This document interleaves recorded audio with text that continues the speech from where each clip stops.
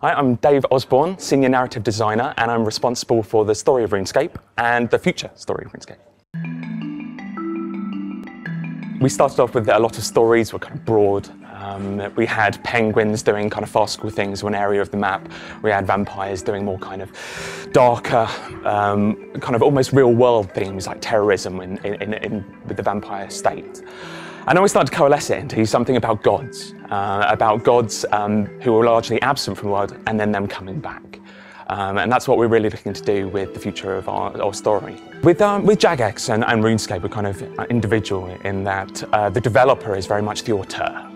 The developer is the designer, the writer on a piece of content. So they're very much kind of the creative vision holders for any story that happens. What we'll do is Mark, who is the lead designer, and I, perhaps, would come up with some bullet points and things we really want to do with the year and also potentially with a piece of content. But the developer will take those bullet points and just expand it out and really make it their own. So we've got unique voices within Runescape. So each piece of content will be something different and a different voice kind of really talking to you. With Runescape, we aim for heroism and agency. So a player would perform all of the major protagonist tasks. So it is important the player isn't watching somebody else perform the main actions in the story. They're not given all the information by somebody else. They're very much the person in the driving seat, I guess. So that is one of the main things that we look to do, for example.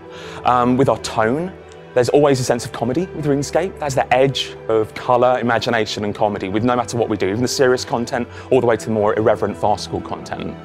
There is always that lining of kind of British humour that we try to put in there. We've decided that this year we're going to bring them into the decision-making process for the story.